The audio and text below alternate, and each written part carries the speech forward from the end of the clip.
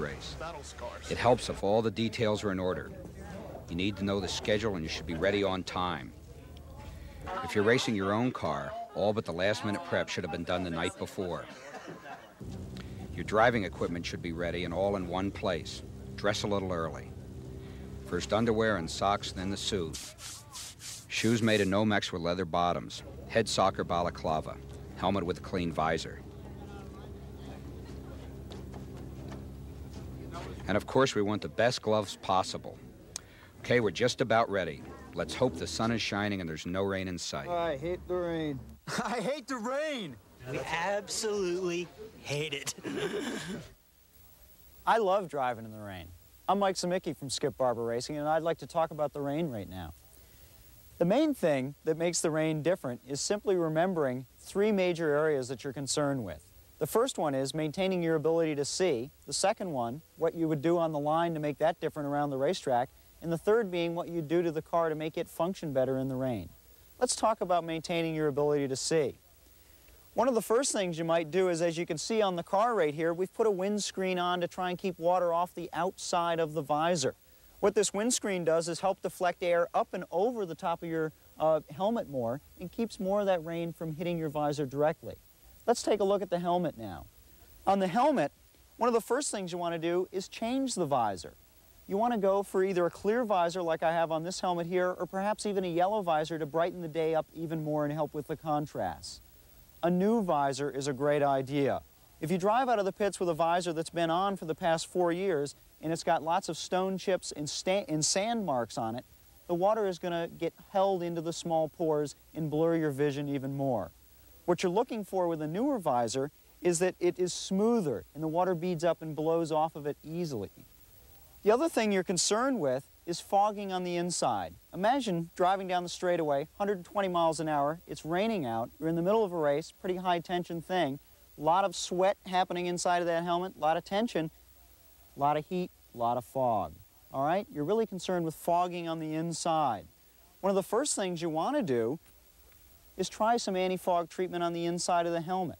There's plenty of commercially available anti-fog treatments that you can put on there, or you can use dishwashing soap, bubble bath, whatever, some sort of soap to coat the inside and keep the water from sticking to the inside of the visor. Another little trick that I've got on this helmet here to help with the inside fogging is this little bit of duct tape I have under the corner of the visor here. All you do is you take a strip of duct tape like this, roll it up into a little ball like I have here, and stick it under the corner of the visor so that as you shut the visor down, it deforms that leading edge and allows air to sneak up under there and circulate in there, keeping the fog down.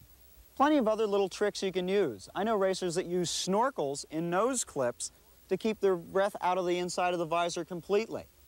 Any little trick that works, no matter how dumb it looks, whatever else. If somebody's laughing at you as you're driving out of the pits with a snorkel and you win the race, the laugh's on them.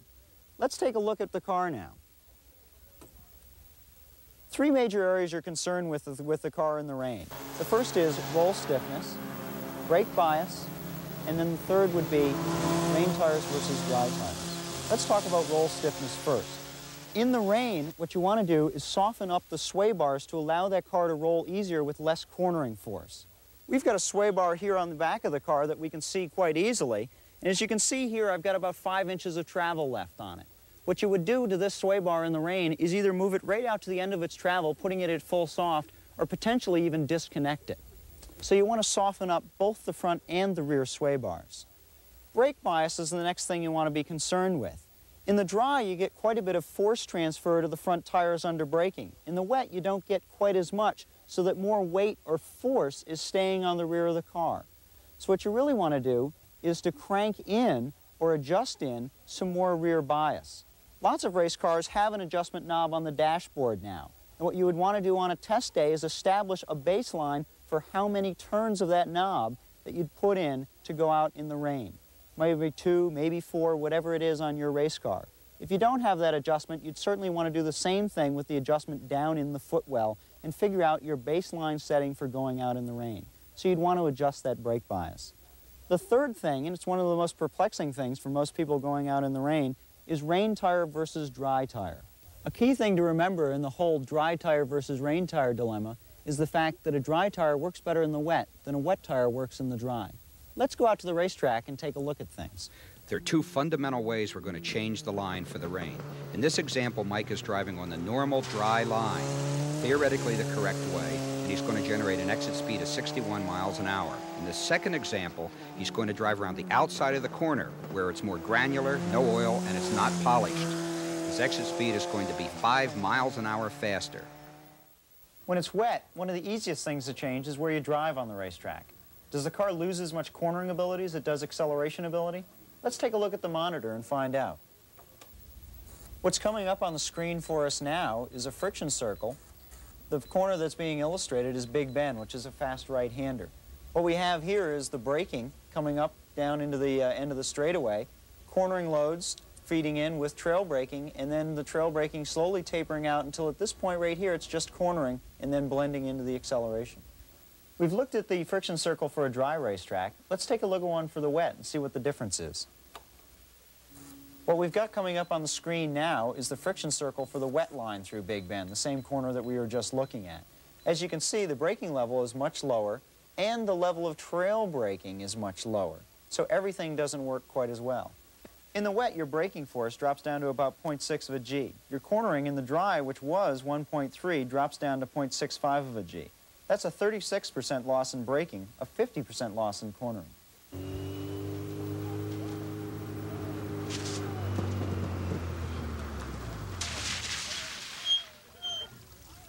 So there are a few tips for driving in the rain. Hope someday to see you at the Niagara Falls Grand Prix. The second basic line change we make capitalizes on the car's relatively big braking and accelerating capability. We light apex all the corners. In other words, brake relatively hard, change the car's direction a lot at relatively low speed, then concentrate on acceleration. Effectively, we make the racetrack a series of drag strips and braking zones. Wet or dry, the flags are critical. The yellow flag's the most important. It always means caution and no passing. It's more severe if it's waved, in which case a car might be blocking the track and you should be prepared to stop. The black flag means the driver needs to report to the pits. Sometimes it's given to the entire field and they all go to the pits. The passing flag is a way of signaling to the driver that there's a vehicle overtaking him and he should be prepared to give way. The green flag means the course is open. It's also the flag the yard starter uses to start the race.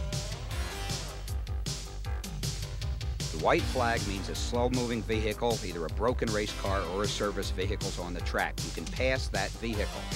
The meatball means there's a problem with a car. It's a great time to look at your instruments before seeing your mechanic. The red flag is used differently in different parts of the world. Basically, the course is closed and you should stop. It's the only flag under which you stop on the racetrack. The striped flag used to be an oil flag, now is really a slippery flag. The checker flag means the race or the practice session is over. Great time to make up your excuses. Hopefully, the understanding of racing concepts at least reminds us of how important it is to develop the physical skills and the areas of knowledge we've worked so hard on. How do we know we're improving? Up to this point in the video, lap times have been our measure, but ultimately the true yardstick is the race. Given equal cars, the most skilled driver finishes first, the least skilled last. It's the racing version of the report card. Let's put 16 identically prepared Formula Fords together and see who's learned their lessons best. Hopefully one of our instructors. But before we put Carl in a Ford and go racing, let's consider the whole problem of the start. Even if you've raced successfully for years, like many of these drivers in the Barber-Saab Pro Series, the start of a race gets your heart pounding, especially at a historic place like Watkins Glen. Of course, anxiety is not the best emotion to carry with you into the car. You've got to be ready to be either very aggressive or careful at an instant's notice. You want to be able to respond to the mayhem that sometimes accompanies a start, and you want, above all else, to avoid being the cause or the victim of a first corner accident. Some folks, of course, are wonderfully lucky despite being horribly aggressive. Watch this guy. Okay, we're pulling out on our pace lap. At the tail end of the field here. A couple of things we have to keep in mind at the start here. We want to warm up the brakes and tires. With TA radios, there's no real tire warm-up that you need to do. They